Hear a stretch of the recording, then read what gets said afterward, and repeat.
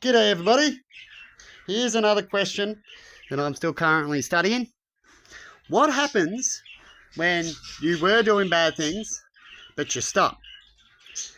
And perhaps you haven't been caught as well. So you've thieved when you were a kid, you've done some bad things, right?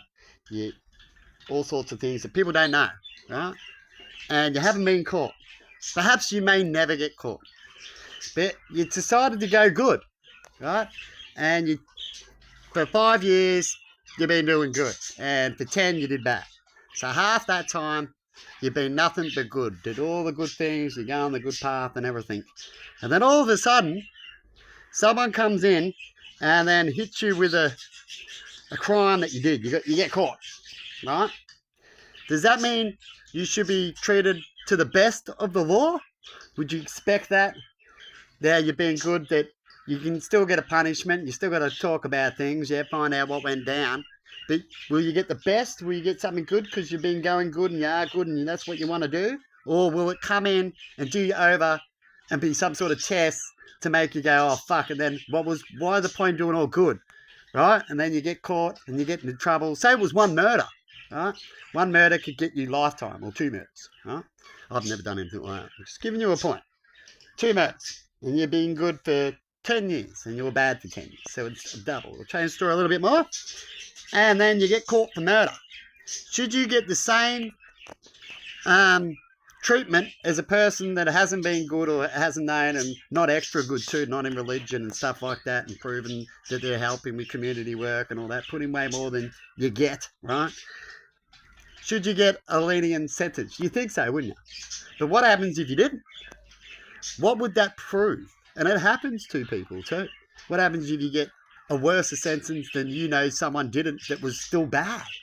And it can still be bad as they got plenty of warnings, but you got nothing, or little things. And their badness can pay for their little things, like a person dumping toxic waste, getting $1 million. They get caught, this has happened before, and they get charged 10 grand for doing it. You think that's going to teach them a lesson? It didn't. All right? It made them want to still dump toxic waste, which is what the history showed, because the punishment did not teach. Right? Didn't teach them to stop. It has to be a lesson to stop. Next time if you do it, you're going to get this at least.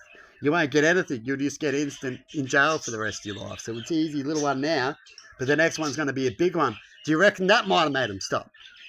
It could have. But if the fine's the same, or you might get a double fine next time. All right, I might make it 50 grand instead of 10, because they do that a lot. Right? You might get community service the next time. Would you still think they might do that million? Still take the risk, and they might get away with a few million too before they get caught? Right? Of course they will. Now, because of all that, that's why you have more bad. When you see that people do bad as well and don't have a justice system onto good people, people see that and they go, why be good? They start to see that being badder is better. Here's another example for you. Person on marijuana gets pulled over, hadn't had it for a week, could be even a month. Only has it once a month, we'll say, right? Gets pulled up, they have this stupid test just because they like to bully and get money and look like they're doing something. But it's actually worse for them when someone with brains shows them something, but they just shut them off, as they're the law, right? Make it look, don't talk about it, pretty much, right? And propaganda, what they want people to know, right? And so what they do is they pull this person off, and he's got a job and everything, right? Life going good, paying off his house, right? And his friends are on crack, and if they just have this little drink the next day, or a little test every now and then, right, they can get it out of their system, as the drug that detects you at first. What they're going to use is a swabber, your saliva. So these people can inject shit and stuff like that. And it won't be really in their saliva, definitely when they do these tricks. They know all about it. So when you go higher, you can actually still have your license. That sounds crazy, doesn't it? But it's a truth. Isn't that crazy? Right? And so the people who are lower are getting punished like no tomorrow. Right? And they can't even prove it. They're just doing it to try to prove a point to people about something. So what happens is this person comes up, test, they cough up in their phlegm. It's in their phlegm. That's what will happen. It'll come up positive in their tests. That's why when it comes to marijuana and anything, when you smoke, so they can get people on ice, if you inject it, it's harder for that test. Right? Definitely if you do these other steps the next day or afterwards, right? And take certain things. Which is what they do, because they make good money, these people in these areas, or they have good money, right? Or they rob for it. That's how you get thieves. They need to rob to get these money that cost money. And they have these drugs to make them easily do it, right? Because they'll easily go anyway. It depends on which way they need to go to heal and get what they need, right? And if they're not getting help, the drug is what's helping them. That's why people are on drugs. You don't often see too many people who are on drugs and their life is perfect and try to debate why they need it. You look stupid, don't you? I wouldn't want to be that person. In fact, that's why I always talk about it. Usually it's friends around them, family and love. And if they don't have that, that's why they're on drugs. Other than that, they shouldn't be on drugs. And they wouldn't be on drugs long if you got that. Might be an experiment, right? But if you have these steps and these right loving people around, you can easily get them off through debate. Otherwise, they feel like crap, right? And that's how you teach them, just like you teach your kid. It's the same way why your kid feels like crap. Because they don't like it that you can beat them with the proper logic. Logic really wins better than non-logic, doesn't it? When you try to tell your kid not to do something you did, but your kid will say, you did it, you turned out right. So you can give me advice, but you can't say that if I do this, it's going to be a worse thing, like you're trying to say, and that you weren't that bad one. How do you know that I will be that bad negative outcome? You see? Right? We're all about freedom, is about giving advice. And once you do that and they fuck up, then you can debate them and go, what I tell you? Right? And then they'll learn sometimes they should take advice and not have to do something to find out something. Because that advice, it's got a lot of things where it turns out not good, so it's probably best not to try. Right? And when you do, it's your discretion. Right? And then you got to go back to those people and go, shit, you were right. Then go back and try to hold it in to say they're right. A lot of people do that and have a fight over things because you don't want to lose your pride that they were right. You see? Real debates. And so this person who has it once a month gets done and loses their license, right? And they need it once a month. It could even be a health thing, right? And so when it comes to medication, they're taking a little bit of marijuana for their health, right? Like medication. They can function and everything. When they take their medication, all it does is help them sleep or something, or make them a little laughy, right? No worse than any other drug can do. And yet, this is what they're about to cop and see their crackhead friend still able to get around. How do you think they'll feel? Right?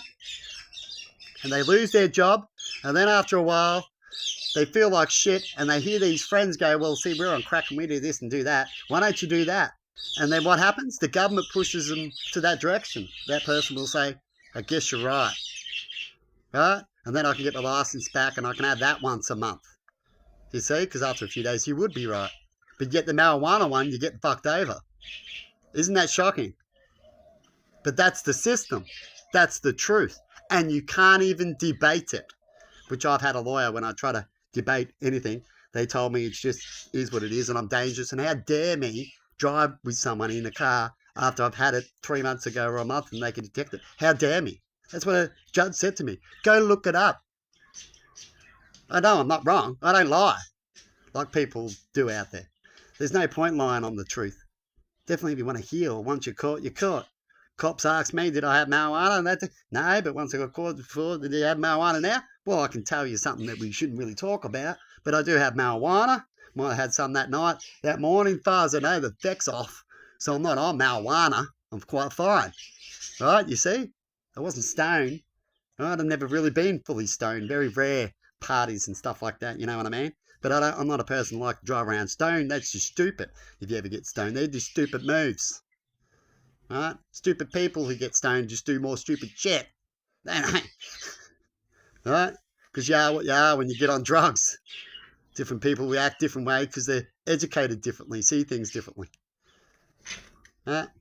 So if you be fair, when you show you're fair, people can't debate you so much. When you show you're a hypocrite like them, you have big problems like we see out in the world today. And I'm going to leave it there. So how do we fix things like that? We'll be more legit by using science and debate, isn't it? And religion. Bring religion more back in. Religion, I believe, should be there because it helps us guide us, even if it's not true. Some advice is not true because we end up having better advice if you look over history. Right? It's true in that moment. It's like that ad. It's new when you see it first. Right? And it's new for everyone and true for all sorts of sections and areas.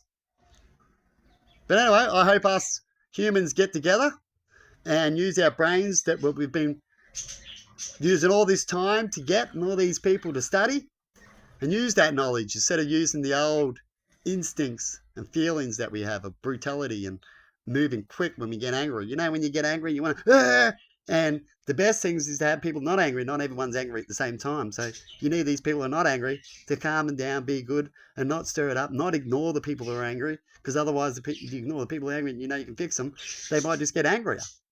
Right? Unless you don't like them or don't know them, you can do that. Strangers you can ignore. Right? But when it comes to what's a friend or what's a family member, why are you doing such things? And all around the world, that's what you see. Because you're missing out on money or it's time. But what is friendship and family? That is time. How much time did you put into them? What's family? As far as I'm concerned, family members, family people, and what I call family, are people you've spent most time around. You constantly see them. The more time you see them, the more likely you have a connection with them, true? So that's family. Right? Anything else is just a script line, as far as I'm concerned, that we use to show what we have around, I guess. But it's not the lines that it's not all the line. When they go family, a family should be loving, family is loving. It's not all that. It's just bits of it. And it is for some, but everyone only has bits. So how many of you got out of the 10 of connection, of loving, of family? I could talk about my family, how much I haven't seen certain people, and there's no reason why that hasn't happened, right? Except you hang around the ones that you want to, don't you? But anyway, have a good one, everybody, and see you later.